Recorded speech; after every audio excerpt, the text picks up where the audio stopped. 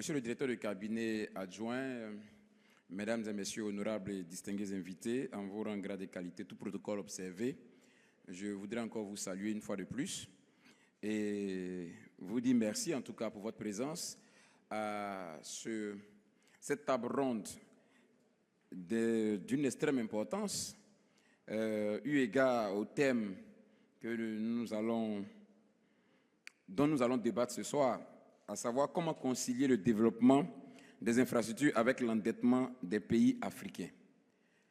Nous savons aujourd'hui que même si on veut aller à une échelle moindre, c'est-à-dire juste se limiter à la Côte d'Ivoire, nous sommes dans un processus aujourd'hui de développement et ce développement-là implique nécessairement d'importants financements que très souvent nos budgets malheureusement n'arrivent pas à couvrir, donc on est obligé de recourir la plupart du temps à la dette pour pouvoir financer ce développement-là. Donc il est question de savoir si la manière d'emprunter est optimum pour réaliser effectivement notre développement, mais en même temps aussi pour préserver le seuil, parce que nous sommes tenus par des engagements communautaires, nous sommes tenus par, je vais dire, par des contraintes budgétaires. Donc cette thématique-là, pour moi, elle est importante. Et nous avons avec nous d'éminents experts qui vont nous aider à comprendre ce sujet-là, à le décortiquer. En tout cas, pour vous qui êtes restés, je pense que vous avez très bien fait, parce que je pense que vous partirez de cette salle-là avec beaucoup d'acquis, et ça sera à votre avantage. Donc, avec votre permission, nous allons maintenant inviter ici ceux-là qui vont nous aider à décortiquer cette thématique-là, afin d'en tirer la quintessence qui va nous aider à enrichir, je dis, nos connaissances. Donc, avec votre permission, nous allons recevoir maintenant ici le professeur Arthur Banga, que vous connaissez très bien. Il est historien, enseignant-chercheur à l'université Félix Houphouët-Boigny.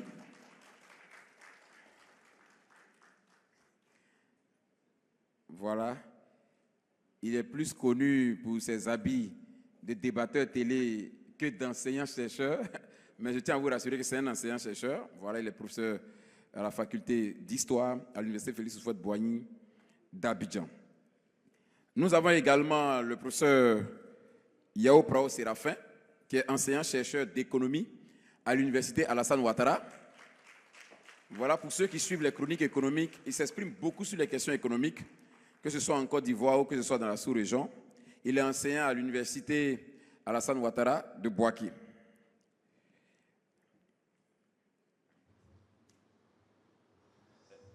Ok, et puis après nous avons en troisième position M. Stéphane Achia. Il est le chef de la division développement urbain au niveau de la Banque africaine de développement. Voilà, on le reçoit. Voilà, Stéphane Achia, chef de division développement urbain au niveau de la Banque africaine de développement, l'ABAD.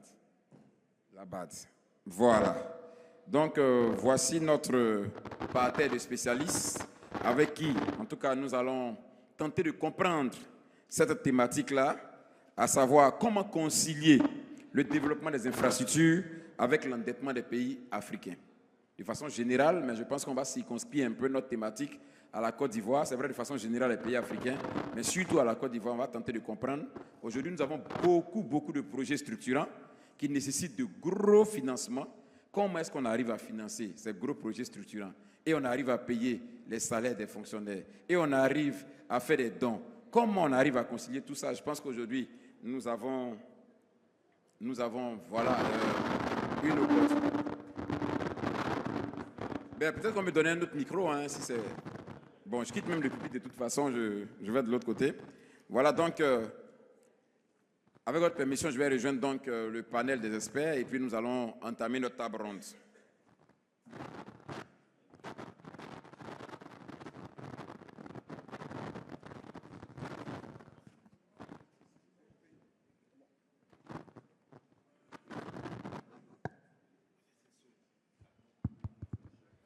Test, ok, d'accord. Voilà, on peut avoir l'autre micro, s'il vous plaît. Voilà, pour lui, s'il vous plaît.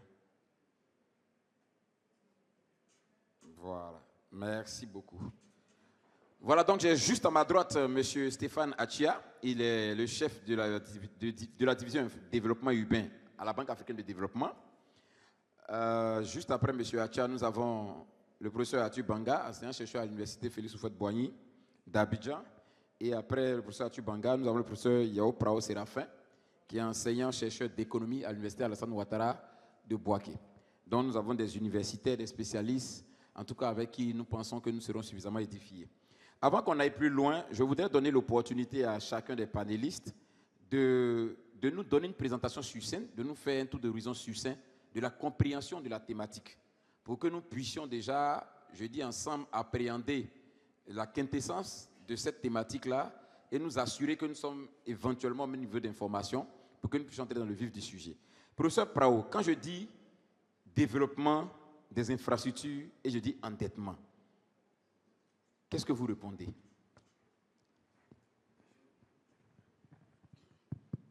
Je voudrais déjà vous dire merci pour l'invitation au nom de notre université, l'Université Alassane Ouattara de Bouaké, dont je suis le représentant. Pour répondre à cette problématique, il faut dire que la BAD, la Banque africaine de développement, avec la Banque mondiale, ont exhorté les pays africains à investir puissamment dans le développement des infrastructures parce que les infrastructures ont un puissant effet induit sur l'économie tout entière. En la matière, je pense que nous avons un déficit criard chaque année d'à peu près 100 milliards de dollars en termes de rattrapage. L'Afrique investit à 100 milliards de dollars. 100 milliards de dollars. Okay. L'Afrique investit à peu près 4% de son PIB dans le développement des infrastructures, là où la Chine fait 14%. En même temps aussi que nous devons développer les infrastructures, aussi il y a des contraintes. Les contraintes, vous en avez parlé. Le taux d'épargne est faible, autour de 15% en Afrique. Dans mon pays, la Côte d'Ivoire, pareil. Lorsque vous prenez aussi la capacité de mobilisation au niveau fiscal, c'est très peu en Afrique. En Côte d'Ivoire, nous sommes autour de 13%, pour une moyenne en Afrique subsaharienne de 17%. Vous voyez que c'est très faible. Donc, du coup, il ne nous reste que l'endettement. Maintenant, l'endettement a aussi des défauts. D'où, effectivement, votre question, son utilité. Comment concilier à la fois l'endettement et le besoin très urgent de développement des infrastructures. Voilà comment j'ai situé un peu votre thème. Merci beaucoup. Professeur Atu Banga, vous qui êtes historien, qui certainement avez étudié, je vais dire, les histoires des nations, des pays, comment est-ce que le développement s'est fait et tout ça, comment vous pouvez, sous le prisme de, je vais dire, de vos connaissances en termes d'histoire, nous dire un peu les développements qui sont passés dans certains pays grâce à l'endettement. Comment cela a pu se faire? Des exemples de pays qui ont réussi ou qui n'ont pas réussi et pourquoi ils n'ont pas réussi pour qu'on arrive aujourd'hui à en faire des exemples ou des modèles. Allô, est-ce qu'on m'entend? Ok, d'accord. Bonsoir à tous. Cher ami Élisée, bonsoir. Je suis d'abord très content d'être ici, d'avoir l'honneur de partager le panel avec un grand économiste comme le professeur Prao et de l'autre côté un expert de la question. J'ai l'impression que je me balade. Je sors de mes sujets classiques. Mais bon, déjà, deux choses. Bon, je vais d'abord répondre à ta question avant de donner mon impression. Oui, bien sûr, dans l'histoire, ce lien développement, infrastructure, endettement, il est frappant dans plusieurs pays. On va prendre l'exemple le plus important, c'est l'Europe post-Deuxième Guerre mondiale. Il faut comprendre que la Deuxième Guerre mondiale est bousille tout en Europe. Parce que c'est vraiment une guerre où on est dans l'intention, on appelle ça une guerre d'anéantissement. Donc on cherche vraiment à détruire, donc on ne réfléchit plus à ce qu'on détruit. Une ville, une usine, une route, un pont. D'ailleurs les ponts c'était spécifique parce que ça ralentit la manœuvre opérationnelle de casser un pont. Les sapeurs, vous entendez souvent sapeurs-pompiers, sapeurs du génie, c'est tout exactement. Et donc on se retrouve avec un continent qui n'a plus rien en termes d'infrastructure, un continent qui doit répartir de zéro en termes d'économie, et un continent, donc, puisqu'il parle de zéro en termes d'infrastructure et de zéro en termes d'économie, il faut le construire. Et d'où va venir en premier cette construction? C'est en partie ce qu'on va appeler le plan Marshall. Mais dans le plan Marshall, on pense beaucoup à un don. Il y a une bonne partie du plan qui est aussi de la dette. de la dette qui va financer principalement la reconstruction des infrastructures et avec elle, la renaissance de ces infrastructures. Déjà construire des infrastructures, ça ramène un peu au New Deal. Ça relance l'économie par toute l'activité qui se fait autour de la construction d'une infrastructure. Quand vous menez une route, c'est des gens que vous employez, c'est de l'investissement public, du financement. Et donc, vous voyez, dette à travers le plan Marshall et tous les mécanismes financiers qui vont accompagner la construction post-européenne de la Deuxième Guerre mondiale. Principal axe de reconstruction, les infrastructures qui vont relancer toute l'économie derrière. Résultat, les 30 Glorieuses. Les 30 Glorieuses, c'est la période, disons, 1950-1980 en Europe, où on est dans ce qu'on appelle le plein emploi. Vous regardez, la croissance, elle est phénoménale, l'emploi, il est phénoménal, et donc, voici un résultat. On peut aussi penser au New Deal, où l'économie américaine, à un certain moment essoufflée, va se relancer par les infrastructures et aussi par un financement en partie lié à cette dette. Donc, on a des modèles où la dette par l'infrastructure a redonné vie à l'économie dans l'histoire. Maintenant, si je veux chuter rapidement sur l'actualité, par rapport au sujet qu'on a pensé, aujourd'hui, plus que jamais, les infrastructures sont au cœur de l'économie. Parce qu'on a d'abord, et l'Afrique est le continent qui symbolise ces deux choses, une explosion démographique. C'est sur notre continent que l'explosion se fait aujourd'hui parce qu'on est en pleine dans notre transition démographique. Et urbanisation. Vous voyez, on a à la fois une population qui explose et qui s'urbanise, avec une économie qui va accélérer dans les mobilités, mais aussi ce qu'on appelle la littoralisation de l'économie, c'est se concentrer sur les ports, plutôt sur les ports, sur des zones industrielles portuaires. Donc, vous voyez, répondre à la fois à l'exigence du boom démographique et de l'urbanisation, parce que quand on dit urbanisation, on le voit tous à Abidjan. Moi, je suis à Benjerville, je suis déjà stressé qu'il est 18h et que je suis encore en ville, parce qu'il y a la nécessité de se déplacer. Voilà. Et toute l'économie qui va vivre autour de ça, au fait, nous avons longtemps dit que la route précédait le développement, mais l'économie aujourd'hui, c'est une économie d'échange. La mondialisation a atteint un niveau qu'elle n'a jamais atteint dans l'histoire de l'humanité. Et tout ça, je pense que le professeur a un peu fixé le décor, on n'a pas encore dans notre pays les moyens de financer ces infrastructures. Donc, le retour à la dette, la vraie question, et je pense que c'est ce que va dire plus tard, ou ce qu'a dit le professeur à partie, c'est qu'est-ce qu'on fait de cette dette, comment on la contrôle, comment on essaie de ne pas tomber justement dans le poids de l'endettement, pour me résumer. Merci beaucoup, merci docteur. Professeur, pardon. Je vais me tourner vers M. Achia, voilà, vers M. Stéphane Achia, chef de division en développement urbain au niveau de la BAD. La BAD, c'est la Banque africaine de développement, donc la banque des Africains qui veulent, en tout cas qui s'y appuient pour leur développement. Nous savons que depuis quelques années, on entend très souvent lorsque la BAD prend la parole, il faut éclairer l'Afrique. Comme si la BAD avait choisi un axe précis, qui est celui-là de l'énergétique. Quelle est la place aujourd'hui des infrastructures dans le portefeuille de la BAD, et notamment concernant les pays subsahariens, particulièrement la Côte d'Ivoire? Merci d'abord pour l'invitation. Donc, comme vous avez pu voir, ce n'est pas moi la personne qui est dans la photo, c'est mon patron Mike Salao, directeur du département de l'infrastructure et du développement urbain. Moi, je suis le chef de division de la division urbaine. Donc, d'abord, merci et félicitations pour cet important forum. La Banque africaine de développement a fait énormément de progrès. Il y a encore plusieurs années, on était vraiment comme une institution qui faisait uniquement le financement. Aujourd'hui, on fait les deux. On fait le financement et la connaissance. On essaie de creuser derrière pour avoir des connaissances vraiment importantes, comment le développement arrive et donner des conseils à nos pays. Mes deux collègues ont parfaitement préparé le décor. On a parlé le continent n'investit pas au niveau d'infrastructure comme l'Asie l'a fait. Mon collègue vient de parler de l'urbanisme et c'est la problématique qu'on a, c'est on court derrière une croissance démographique qui va plus vite que l'infrastructure qu'on met sur le terrain. Alors on est déjà en déficit avec maintenant la croissance démographique. C'est difficile de rester de s'accrocher. Donc il faut investir beaucoup plus, mais en même temps, le poids de la dette est important. Donc vous voyez les défis là. Juste regarder quelques chiffres. J'avais vu beaucoup de jeunes étudiants qui étaient là tout à l'heure. Là, je crois qu'ils sont partis, donc ça serait bien qu'ils restent pour garder un peu les chiffres en tête. Alors, l'explosion de la dette extérieure de l'Afrique a atteint aujourd'hui à peu près 824 milliards de dollars, à peu près 2 ans de cela. Et c'est un poids considérable. Hein. Le poids de la dette des pays africains représente 65% de la PIB. Hein. Le continent paiera cette année-ci près de 74 milliards de dollars à titre de service de la dette, comparé à 17 milliards en 2010. Donc déjà, vous voyez... 74 milliards comparé à 17 milliards en 2010. C'est-à-dire, en l'espace de 14 ans, on est passé de combien? 14 milliards à 74 milliards à 17 milliards. Donc, multiplié pratiquement par 7 environ. On a mentionné au début que les chiffres d'investissement est entre...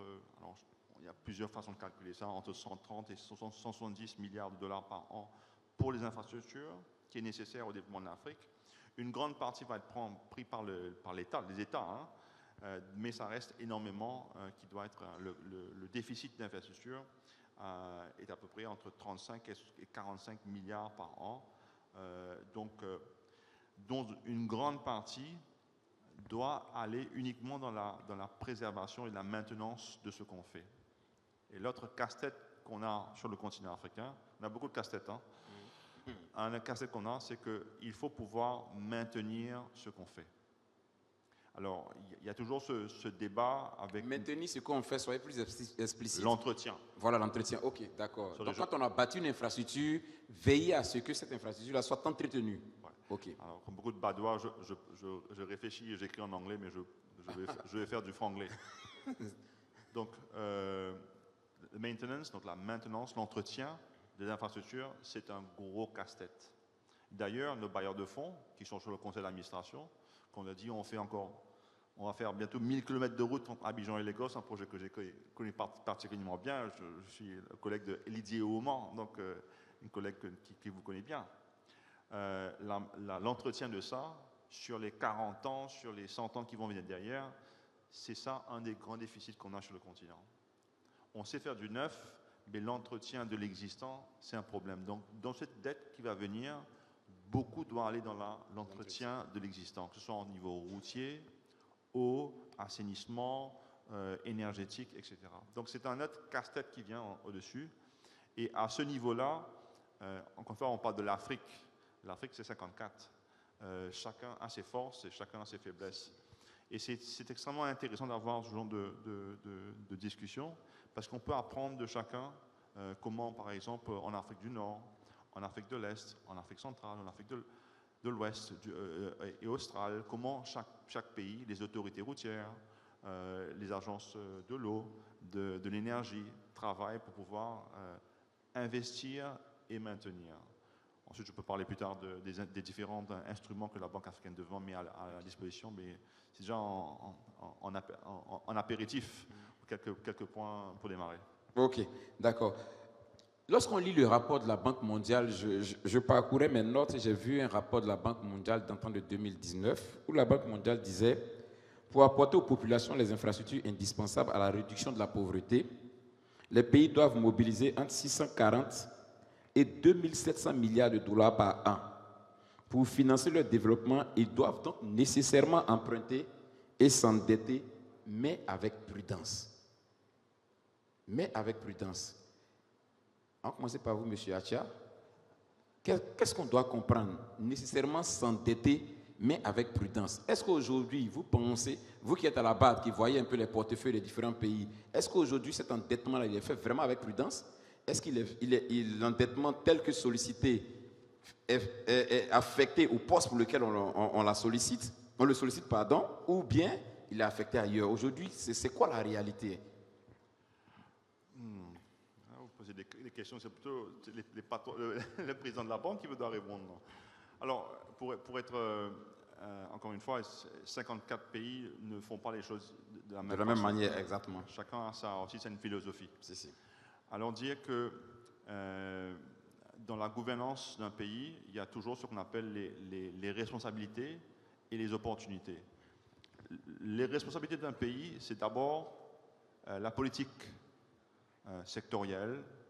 Ensuite, il y a la planification de chaque secteur et la programmation d'investissement. Ça, c'est la responsabilité de l'État. Ensuite, dans les programmes d'investissement, vous allez avoir des projets. Secteur transport, secteur eau, vous allez avoir des projets. Certains projets peuvent être très attractifs au secteur privé, d'autres, non.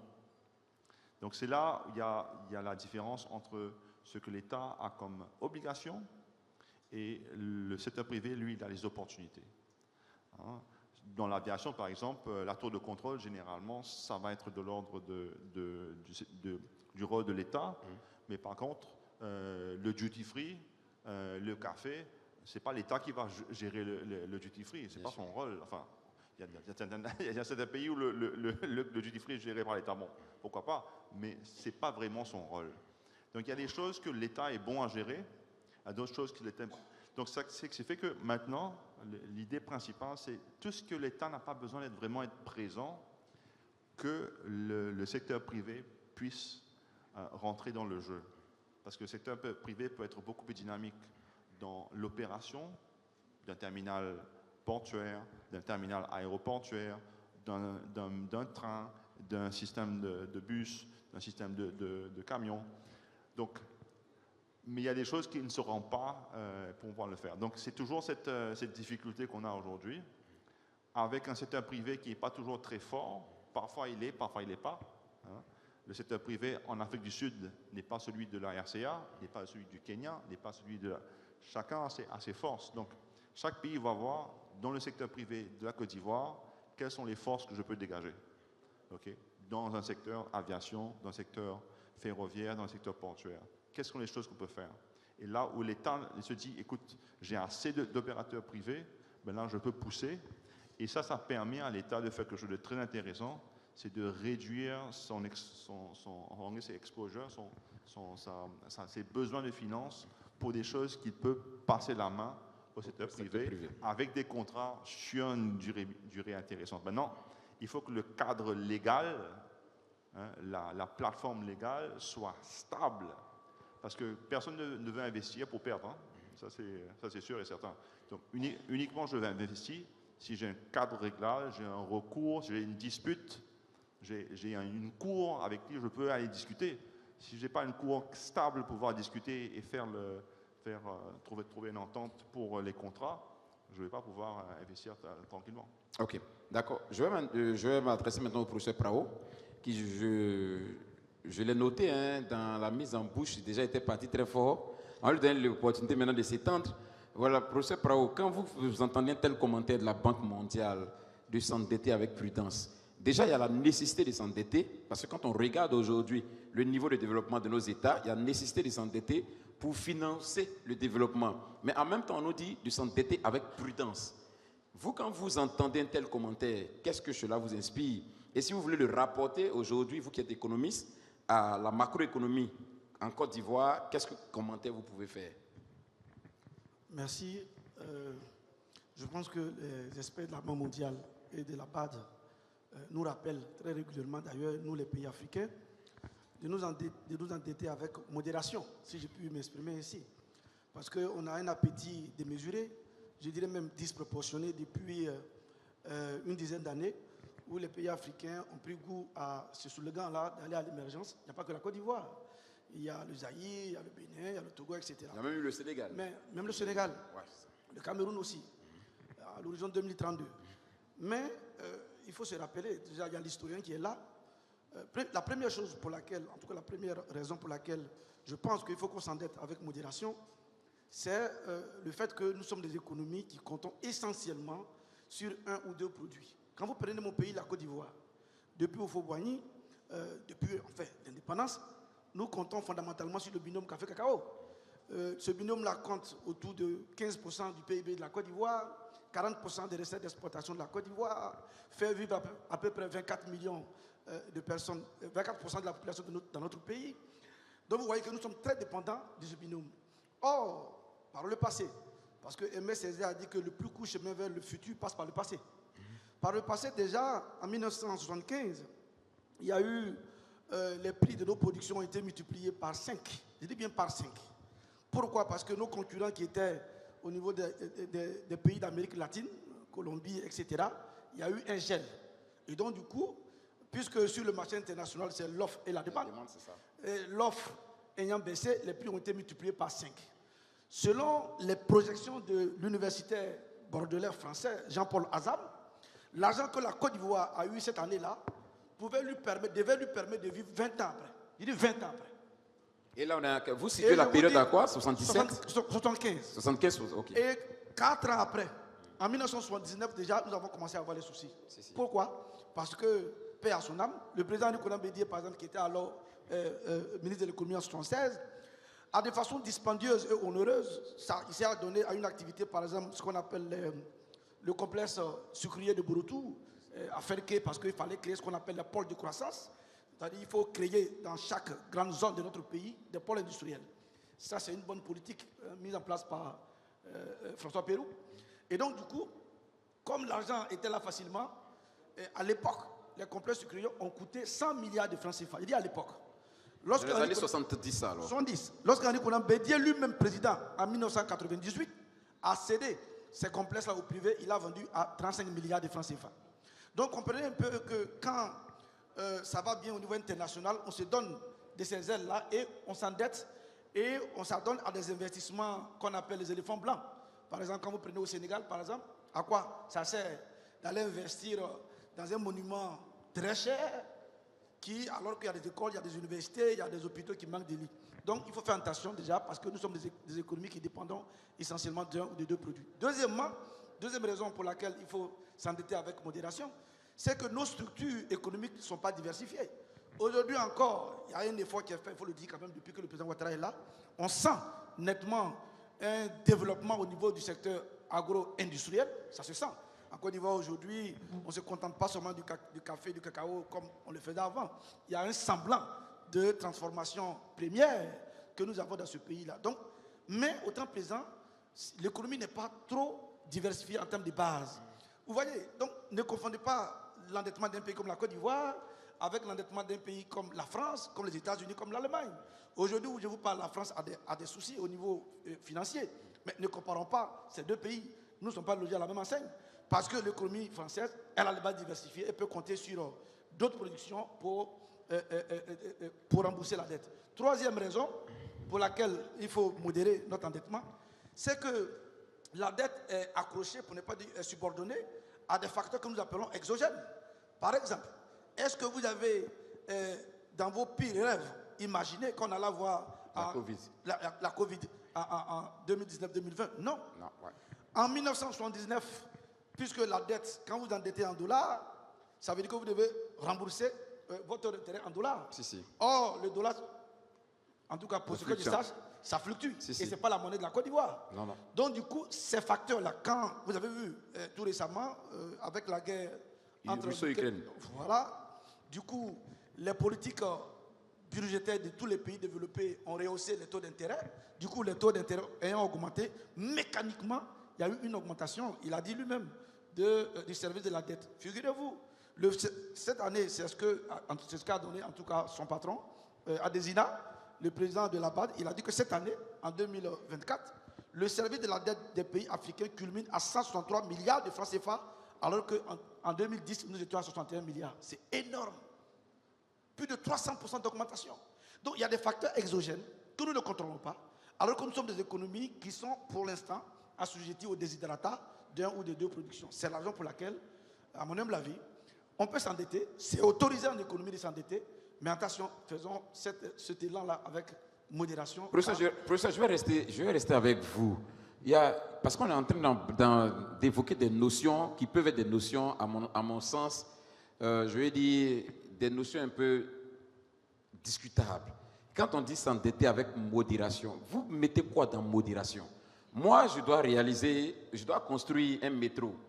Je fais l'évaluation, la construction, les rames et tout ça me reviennent à 1300 milliards de francs CFA. Mon budget annuel, il est autour de 13 000 milliards. Mais 13 000 milliards, tout ce qu'on sait, construire école, construire université, centre de santé et autres, tout ça, je ne peux consacrer dans mon budget qu'au métro, par exemple, 340 milliards. alors qu'il faut que le métro il soit fonctionnel dans les 2 ou 3 prochaines années pour que cet investissement-là il soit rentabilisé à moyen ou à long terme. En ce moment-là, la modération, elle est où? C'est quoi s'endetter de façon modérée? Non, il faut s'endetter de façon modérée parce que logiquement, il a dit l'expert de la base. Logiquement, quand le président Ouattara nomme Mme Kabanyele ministre du plan et du développement, c'est pour qu'on fasse du développement. Ce n'est pas courir ça et là et prendre l'argent des autres pays pour venir te développer. Non, il a dit. C'est-à-dire dans le budget de la Côte d'Ivoire, si c'est un budget de 15 000 milliards, il y a une part qui est allouée, n'est-ce pas, au développement des routes, développement des écoles, des investissements, etc. etc. Le président Ouattara le fait. Nous sommes aujourd'hui à tout de 5% d'investissement de 2013 à 2019. Ça, c'est vraiment louable. C'est vraiment... Surtout quand on sait d'où on venait, en fait. On sortait d'une période de crise, d'extrêmement grave. Et sur la même période, quand vous regardez aujourd'hui, le service de la dette, c'est-à-dire le service de la dette, à peu près 40% du service de la dette, nous les utilisons d'où? Au niveau de nos recettes budgétaires. C'est-à-dire que vous prenez la moitié de votre salaire pour payer ce que vous devez à vos créanciers. C'est dangereux. C'est dangereux. Nous, en économie, en général, et c'est la raison pour laquelle parfois je me fâche un peu avec les grands frères du gouvernement, parce qu'il y a un seuil d'endettement que nous, économistes, nous avons calculé, mais pour ceux qui s'agit, il faut que ce soit clair aujourd'hui pour ceux qui sont là. Mais il y a une norme communautaire. Mais même cette norme communautaire, je viens. Je voudrais même d'ailleurs même que vous convoquiez, si vous voulez un jour un débat à la télé, envoyez tous les économistes que vous voudrez, on va en discuter. Parce que c'est un débat conceptuel et technique. Aujourd'hui, où je vous parle en France, dans les pays développés, ils ne se basent pas sur ce ratio-là. Pourquoi? Je viens. Quand vous prenez le ratio, en haut, au numérateur, vous avez un stock. C'est le stock de la dette. Le stock. Et en bas, vous avez un flux qui est le revenu. À mon humble avis, pour ceux qui sont ici, nous avons fait quand même CP1. On ne divise pas les carottes par les choux. Chou par chou, carotte par carotte. Donc, techniquement, un économiste sérieux qui a lu le bon livre, il va te dire que ce ratio-là, on appelle ça une valeur proxy. Or, tout ce qui est proxy ne doit pas être utilisé comme l'urim tumum, comme vraiment une parole d'évangile où nous devons mordicus vraiment respecter. D'accord, voilà. Je pense qu'on va enrichir le débat, professeur. J'ai vu que le professeur Arthur Banga semblait ne pas être très d'accord. Je pense qu'il a une autre lecture aussi.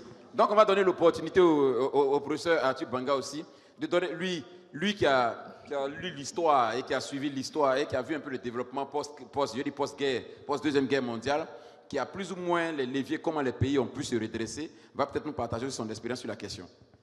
Non, je ne suis pas économiste comme les deux, donc je ne vais pas aller parler. Mais après, il y a ce qu'on dit dans la recherche, il y a la beauté de la naïveté. Parce que quand tu ne sais pas, tu es peut-être logique et moins technicien. Et souvent, la logique, elle sauve quand il y a trop de complexité dans la compréhension. Je pense qu'on s'est assis quand même pour mettre des normes communautaires. Je suppose que le professeur Parwa est un brillant économiste, c'est sûr, il a dit lui-même, mais il faut quand même respecter un peu les économistes de l'UEMOA qui ont travaillé à mettre des normes. Et qu'ils ont travaillé à mettre des normes, sauf s'ils sont totalement idiots, mais je pense qu'ils ne le sont pas, ils ont quand même regardé la réalité de nos économies. Effectivement, tout le monde est d'accord. On ne peut pas avoir la même norme en Côte d'Ivoire qu'en France. D'ailleurs, ils ne sont pas les mêmes.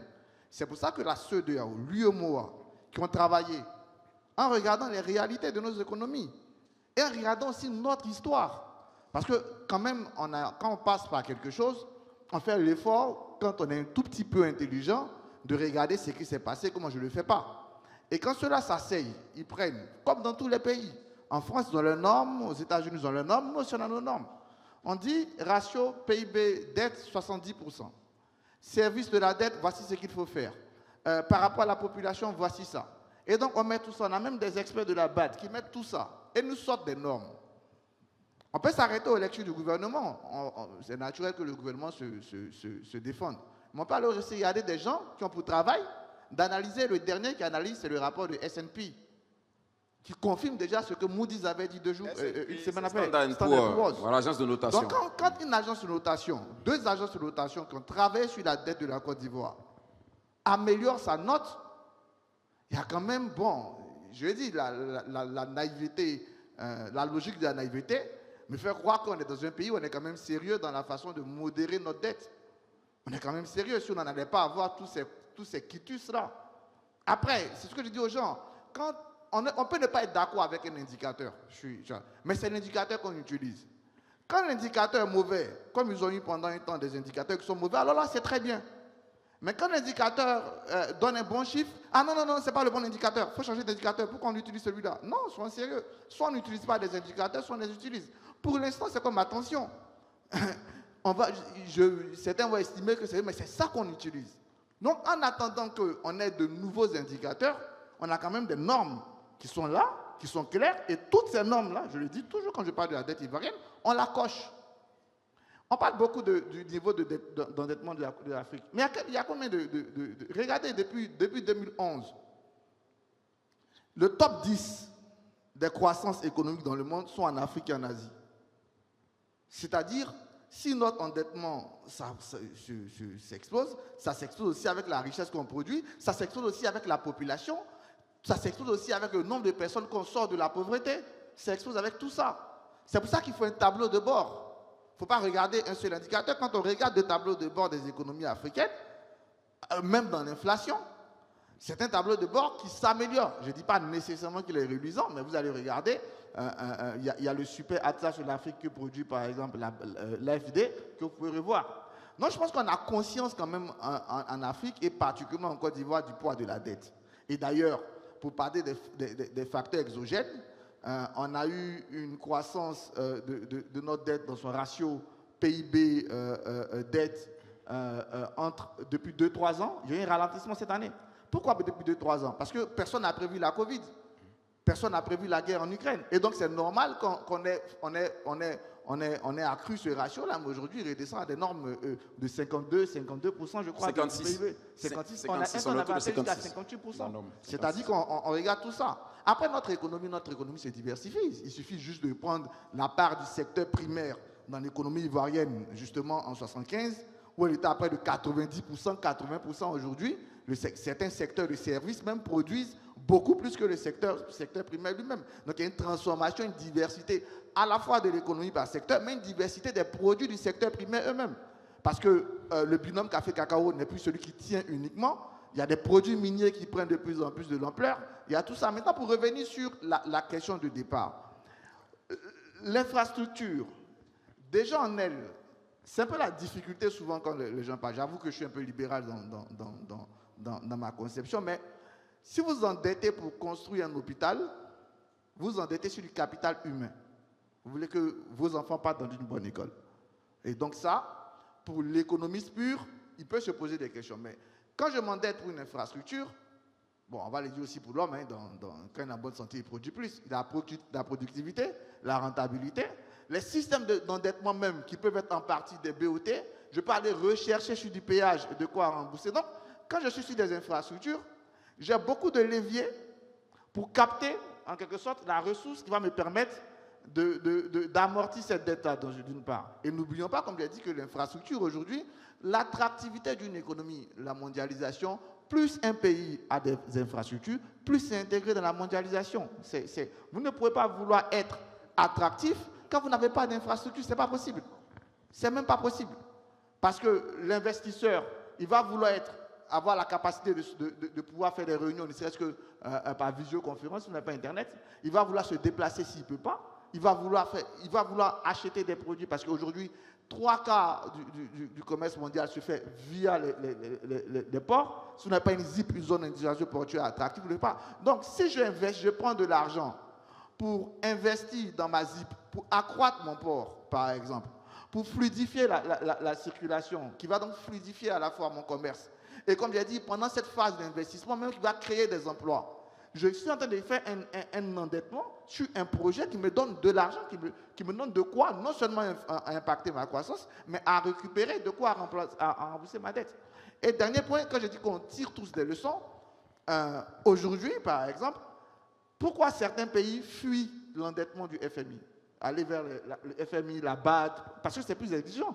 Pourquoi la BAD aujourd'hui est plus exigeante à donner un prêt? Pourquoi le FMI est plus exigeant à donner un prêt?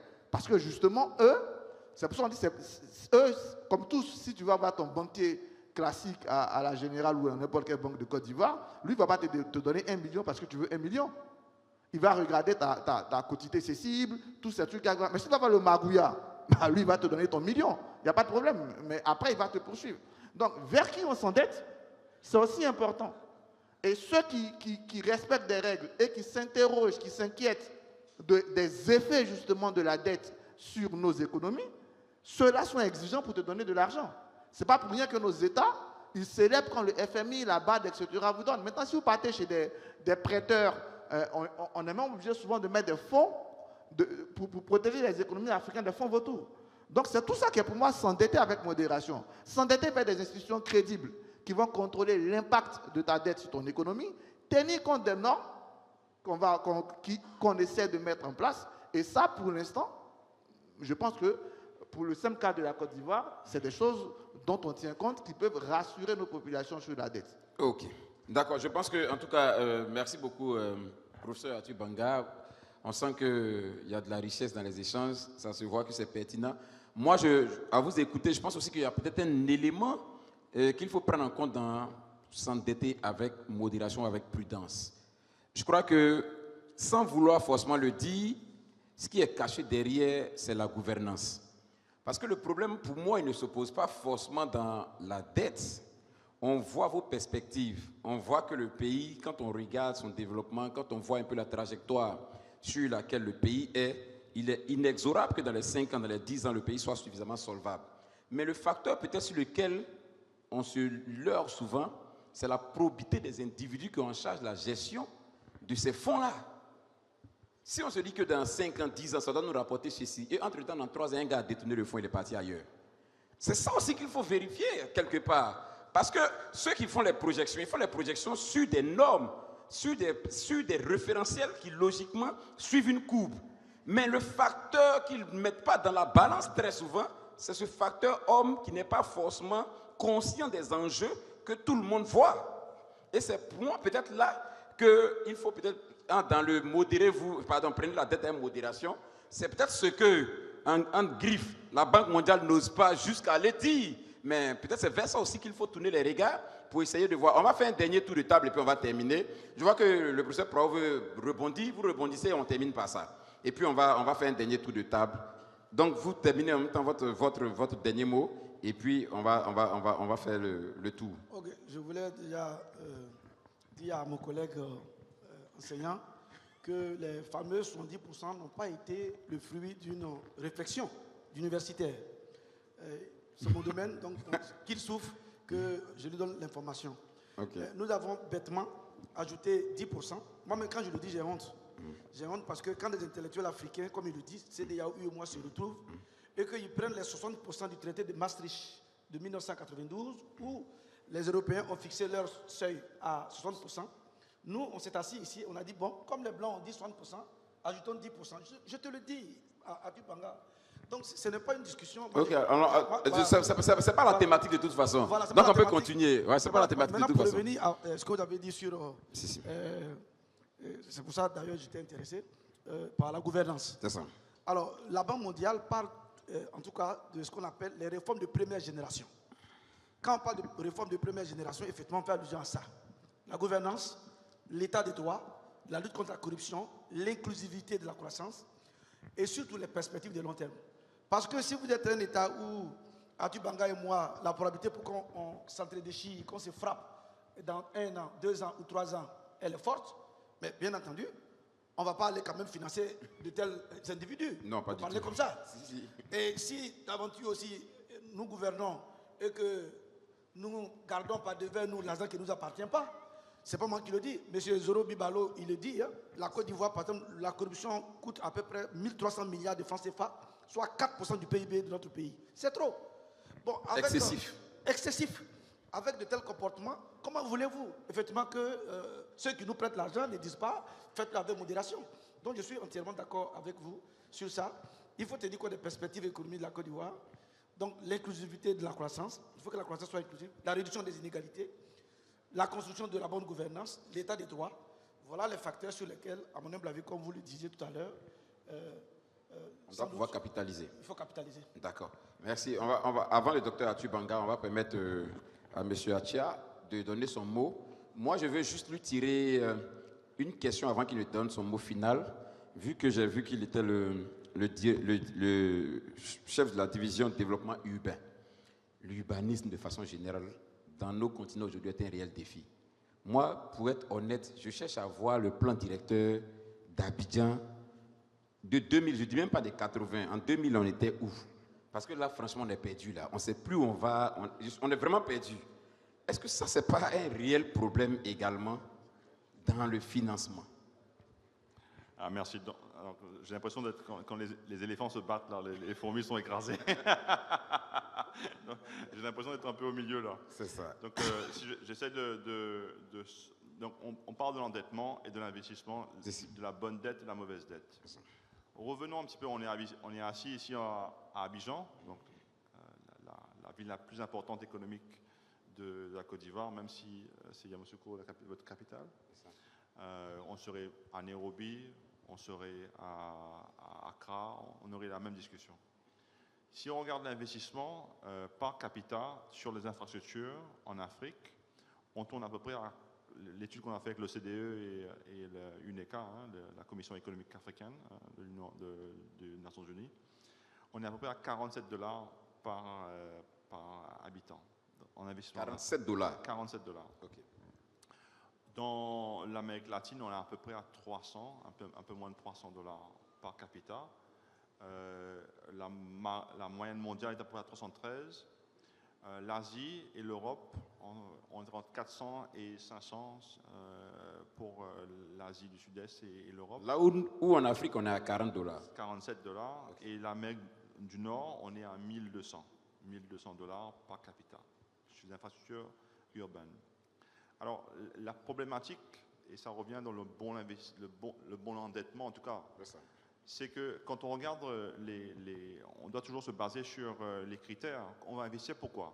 Parce qu'en ce moment-ci, nous avons une population qui n'a pas accès à avoir l'eau potable sur son périmètre, hein, on exploite là où j'ai ma maison. J'ai un déficit d'accès dans l'électrification. J'ai un déficit au niveau des sanitaires. Je ne veux pas toujours avoir des sanitaires chez moi. Il faut que je sois connecté en réseau. Il faut que le réseau aille quelque part pour être transformé, travaillé avant d'envoyer dans la mer. Au niveau du transport, est-ce que j'ai un réseau routier capable assez dense?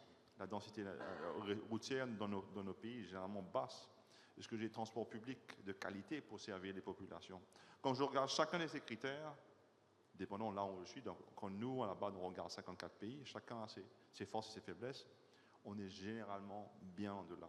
Donc je suis en bas au niveau d'accessibilité, mais j'investis en même très peu.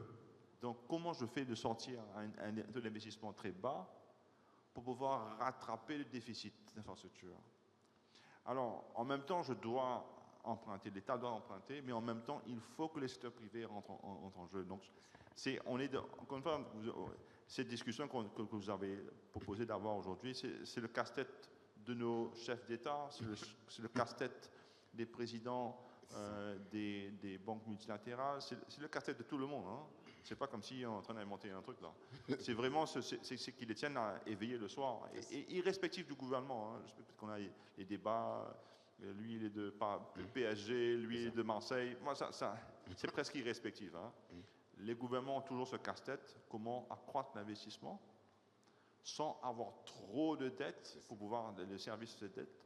En même temps, comment faire pour rentrer le secteur privé.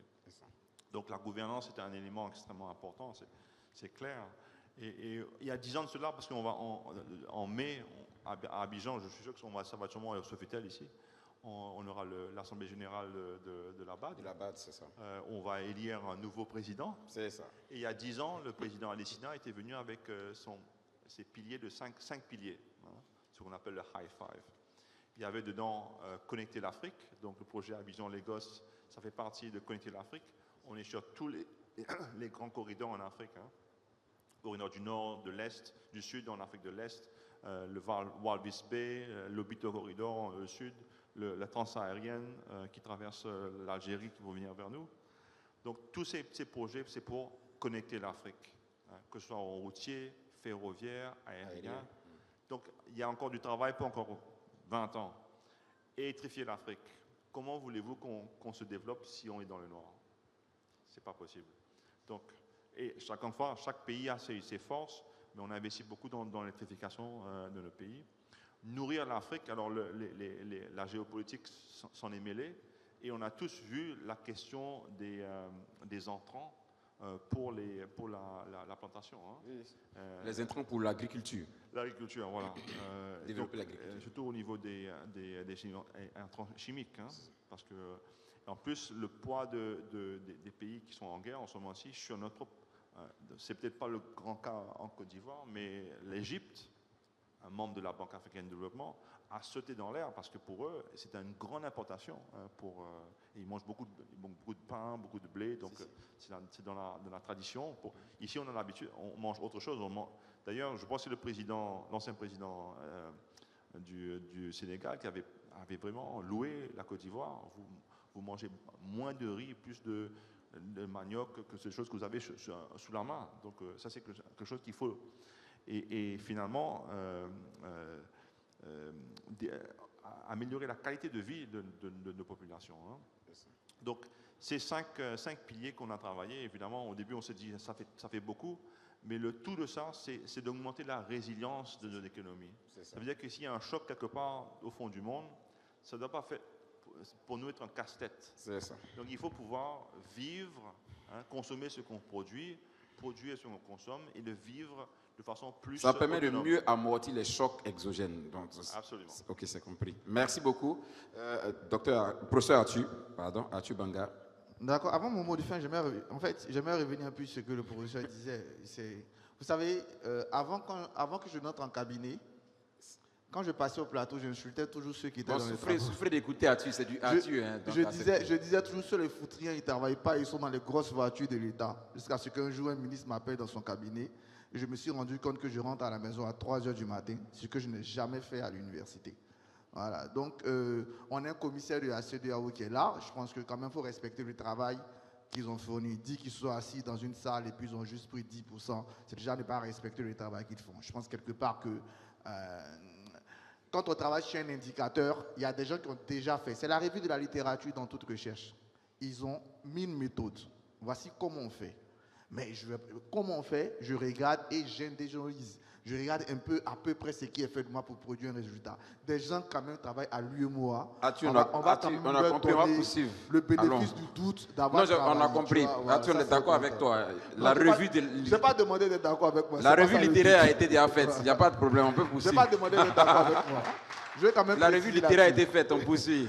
Sur le truc, je pense qu'aujourd'hui, on est clair. Je pense qu'il a bien résumé la question. Personne n'a envie de s'endetter. Je pense qu'ici, on aurait tous voulu acheter notre maison de nous-mêmes, acheter notre voiture de nous-mêmes. Voilà. Mais quand tu ne peux pas le faire de toi-même et que tes moyens sur un court ou un moyen terme te permettent de le faire, d'accélérer, on se dit toujours, au lieu de louer ma maison à 250 000, je préfère aller à la banque, prendre un prêt à 300 000 et avoir ma maison. Je pense que c'est la réflexion que nos États ont. Après, c'est vrai que du réfléchir à agir, il y a des pans qu'on ne réussit pas. Et je suis d'accord, l'un des phénomènes aujourd'hui, c'est la gouvernance. Hein, c'est pour ça que chaque Ivoirien, chaque Africain, un poste de responsabilité, doit être lui-même son censeur. Doit être lui-même son censeur. Les instruments que l'État met en place ne pourront pas attraper tout le monde. La chose la plus importante, c'est la conscience de notre rôle. Je pense que si chacun s'est dit, je suis ici, pour que 5 francs publics rentrent dans ce qui est public, parce qu'on fait tous les calculs. Mais si pour un truc on peut faire 1 milliard, on vole 5 milliards, mais c'est nous tous qui perdons. Et c'est les générations suivantes qui vont payer. Mais il faut de la conscience. Aussi, j'insiste aussi sur la conscience fiscale. Parce que l'un des grands problèmes de nos économies aujourd'hui, c'est l'assiette fiscale qui est trop réduite. Parce qu'un Africain, la première chose qu'il fait, c'est comment rester dans l'informel pour ne pas payer les impôts. Il faut qu'on arrive à avoir cette éducation fiscale. On va revenir à notre travail, je pense qu'on est d'accord dessus. C'est pour ça qu'il faut donner beaucoup de moyens aux profs, nous mettre à l'aise pour qu'on puisse travailler bien, éduquer vos enfants, leur inculquer l'intelligence et le civisme, pour que tous ensemble, n'est-ce pas, le pays puisse en bénéficier. C'est bien investi dans les infrastructures comme on le fait, mais n'oublions pas le capital humain, surtout que d'un œil très économiste, ce capital humain est vu comme ne portant pas du fruit. Mais pourtant, c'est celui qui rapporte plus de fruits. Vous allez prendre des milliards. Des gens qui ne sont pas éduqués, vous les mettez dans une belle maison. Vous prenez des gens bien éduqués dans la mauvaise maison. En 2 semaines, vous allez vouloir habiter la maison sale. Parce que tout ce qu'on va mettre dans les infrastructures, regardez à GESCO chez moi, plus mon père à Yop, on a mis des barres pour ne pas que les gens traversent la voie. Qu'est-ce qu'ils ont fait? Ils ont pour traverser. Voilà. Donc, l'investissement, l'endettement pour les infrastructures, c'est indispensable face à l'urbanisation, face à l'économie, mais n'oublions pas aussi d'investir massivement dans le capital humain. Et je vous remercie. Ok.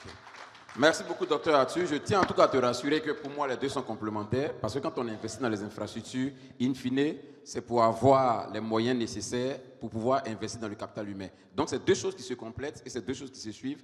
Et je pense qu'il faut encourager, pour moi, vraiment les uns et les autres, comme vous l'avez si bien dit, à mettre un accent particulier sur la gouvernance.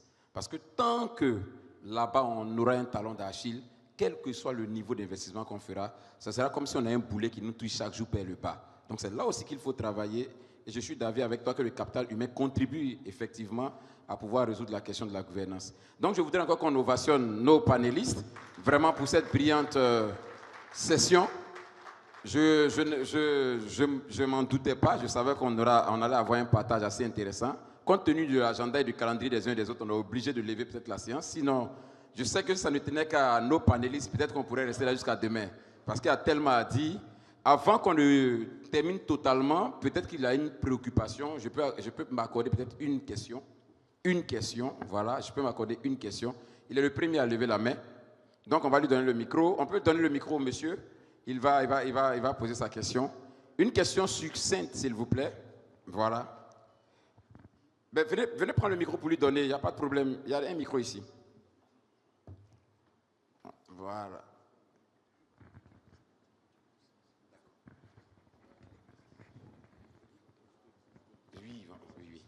Voilà, on peut, avant la question, à nos autorités, hein, peut-être on a un commentaire aussi après, on peut vous donner le micro pour vos commentaires éventuellement, il n'y a pas de souci. Voilà. Donc la question, on y va pour la question. Ok, bonsoir à tous. Vous vous présentez? Moi, c'est M. Soumari Ibrahima. Je suis le fondateur d'une start-up de logistique agricole. Et donc, j'aimerais rebondir sur ce que l'expert de la BAD a dit sur la résilience de nos économies. Et quand on regarde le secteur agricole, les pays africains reposent en général sur l'agriculture. Donc, si je vais prendre l'exemple de la Côte d'Ivoire, où on a près de 40% de pertes post-récolte par an. Et cela est un réel manque. On a 40% de pertes post-récolte par an. C'est un réel manque à gagner. Donc, ces pertes-là sont dues en grande partie à des problèmes d'infrastructure routière, parce qu'il y a des camionneurs qui ont énormément de difficultés à pouvoir écouler les marchandises, et on se demande est-ce que les investissements qui sont faits tiennent réellement compte de l'optimisation en fait des différents secteurs économiques de nos différents pays. Parce que je pense que si avec ces 40% là, les moyens étaient réellement mis en place, on allait avoir beaucoup et qui allait nous aider également à pouvoir non seulement autofinancer nos développements, mais aussi pouvoir gérer la question de la dette. Merci beaucoup. Très belle contribution, effectivement. Je partage totalement cet avis. Effectivement, si on finance les secteurs clés, on pense justement qu'on pourra non seulement régler la question de la dette, s'endetter moins, parce qu'on aura beaucoup plus de ressources déjà qui rentrent, et puis on pourra effectivement avoir une meilleure gouvernance. C'est juste une contribution, mais comme je disais, au niveau de nos autorités, s'il y a des contributions, maintenant, s'il n'y a pas de contribution... Parce que là, je voyais que pendant les échanges, il n'y a pas de contribution.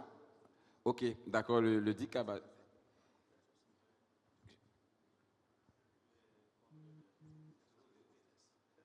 Ah, ok.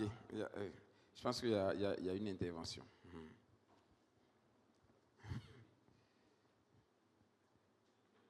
Londres, vous l'avez éteint, c'est maintenant qu'il faut l'allumer.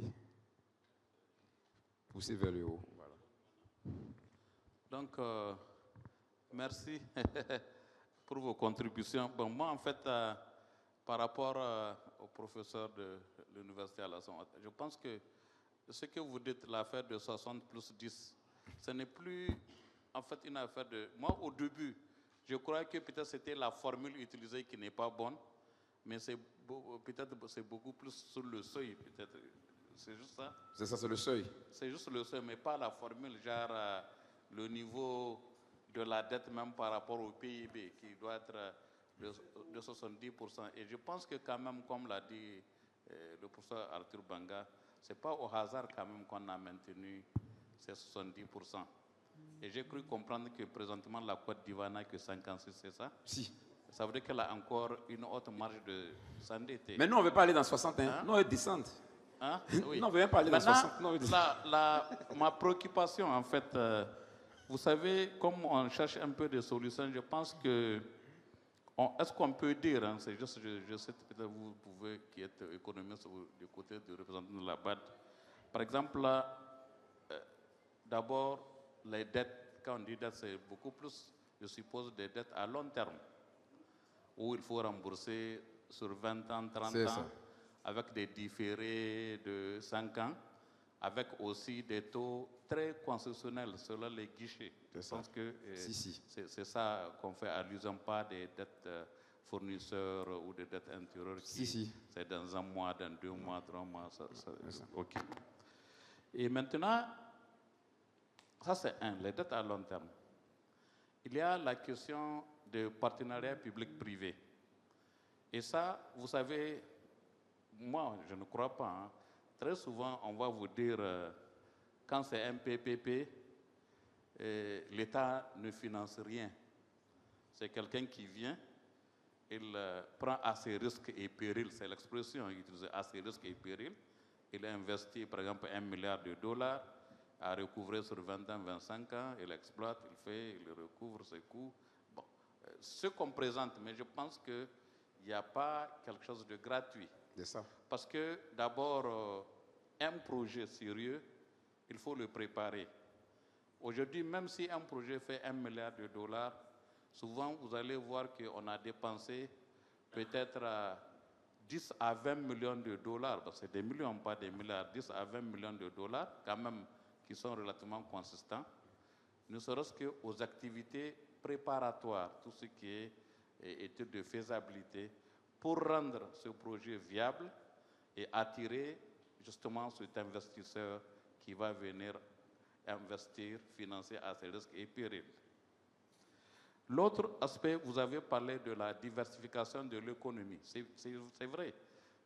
La Côte d'Ivoire, je suppose qu'à un moment, c'est surtout l'agriculture, café, cacao. Peut-être ça s'arrête là. Mais beaucoup plus loin, vous avez dit, Arthur Banga, que moi, je sais que je m'occupe des mines. Je sais que la Côte d'Ivoire, aujourd'hui, fait partie des pays phares qui produisent l'or. Et je pense que l'or, quand même, participe beaucoup dans la construction du PIB ivoirien. Mais surtout aussi, je pense, je ne sais pas à quel niveau, peut-être vous allez répondre, le niveau des services. Parce que c'est surtout ça que nos pays négligent. Quand vous prenez un pays comme le Sénégal, c'est récemment qu'ils sont en train de dire, bon, ce n'est même pas qu'ils sont en train de dire, c'est une réalité, qu'ils vont exploiter le pétrole, le gaz, mais c'est un pays qui vit surtout des services aussi. Quand vous prenez même le Maroc, vous allez voir qu'ils vivent beaucoup de services. Pas forcément, ils n'ont pas peut-être des produits agricoles, ni miniers, vous voyez. Il y a la gouvernance, vous l'avez dit, quel que soit ce qu'on va mettre en place, s'il n'y a pas une bonne gouvernance, la dette est difficile à rembourser jusqu'à ce qu'à un moment, avec la pression de FMI, Banque mondiale, ou bien les pays vont donner à un fonds que vous appelez justement, qu'on appelle fonds vautour, et là encore, ça sera beaucoup plus cher. Ils vont payer, mais après, c'est les générations futures qui vont le payer, parce que c'est juste un miroitage ou bien du trompe-l'œil. Il y a le risque pays aussi. Je pense que c'est ça qui a tenu, parce qu'il faut une stabilité. Je pense que vous, Banga, vous intervenez, je vous entends sur RFI chaque fois, sur des questions politiques, peut-être vous pouvez en développer. Merci. Merci beaucoup. Voilà, donc je pense que nous sommes au thème de notre session de haut niveau, dont le thème était comment concilier le développement des infrastructures avec l'endettement des pays africains. Je crois que certaines clés nous ont été données au terme de cette session-là. Nous avons appris beaucoup, nous avons entendu beaucoup de choses Et nous voulons encore réitérer tous nos remerciements à nos panélistes, au professeur Prao, au professeur Atubanga, à M. Achia, voilà, de la Banque mondiale, et à l'ensemble, en tout cas, de nos invités, vous qui avez pris le temps de nous suivre. Sur ce, je cède le micro à mon aîné, M. Philippe Gouon. Merci beaucoup.